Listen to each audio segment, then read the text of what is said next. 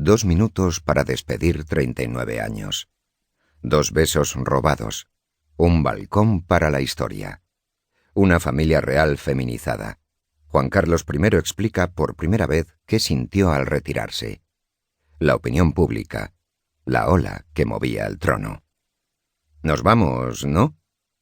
Se lo preguntó 2 veces, como si necesitara reafirmar el permiso para marcharse.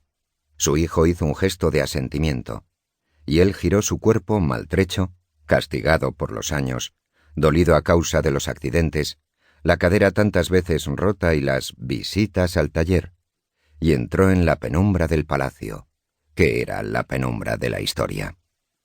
Se apoyó en su bastón y se desvaneció tras aquella puerta que daba al balcón de la Plaza de Oriente. Él no lo pensó en aquel momento, pero detrás de ese gesto tan sencillo, tan humano, tan normal, se escondía un acontecimiento de singular trascendencia. Era una de las pocas ocasiones en que un rey de España abandonaba el trono sin ser depuesto por un espadón, sin ser derrotado en una guerra de sucesión o sin ser proclamada una república. En definitiva, sin verse expulsado del país.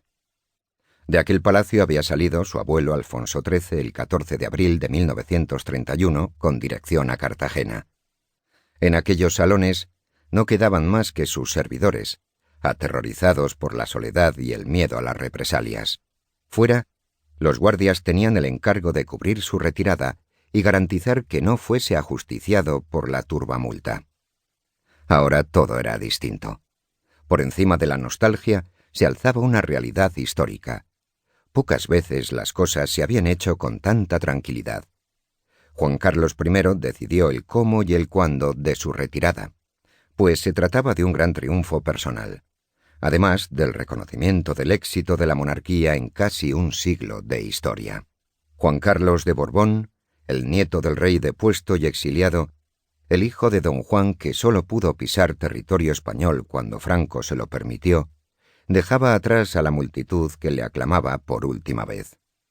Delante se abría un futuro distinto, el del hombre que volvía de la gloria y a partir de ahora no sabía qué hacer. A su lado iba una mujer, la gran dama que le acompañó, por lo menos oficialmente durante el último medio siglo. Hasta ese instante llegaron las fotos del matrimonio. Las posteriores fueron de encuentros en citas oficiales que duraron lo que duraron los actos. Detrás de aquellas cortinas emprendieron caminos opuestos. Faltaban 10 minutos para la 1 del mediodía del 19 de junio de 2014, y en aquellos instantes se cerraban muchos capítulos de una vida y de la historia de un país. Lo cierto es que no era devoto del Palacio de Oriente. Ni siquiera lo llamaba Palacio, sino Oriente. No quiso vivir allí como su abuelo, quizá porque éste salió de aquel recinto hacia el exilio sin que nadie acudiera a despedirlo. Renunció a convertir aquel lugar en su hogar, porque no era una casa, era un patrimonio arquitectónico, útil para recibir a embajadores, para recepciones y almuerzos de gala, incluso para casar a un príncipe, pero no para sentir la vida. Él quiso vivir en la Zarzuela porque había soñado con un hogar. Tampoco estaba apegado a la Plaza de Oriente. Frecuentó balcones de casas consistoriales de ciudades y pueblos en los años 60 y 70, cuando necesitaba que los ciudadanos lo conociesen. Pero la Plaza de Oriente no era eso.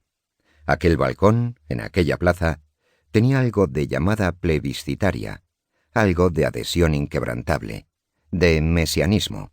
En aquel balcón había escuchado los gritos de «Franco, Franco, Franco».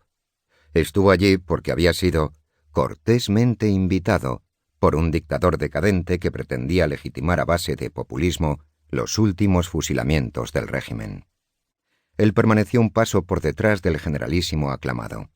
Estaba serio y temeroso, con una pregunta que solo se atrevía a formular a sus íntimos. Dios mío, ¿cómo se le habla a esta gente de democracia?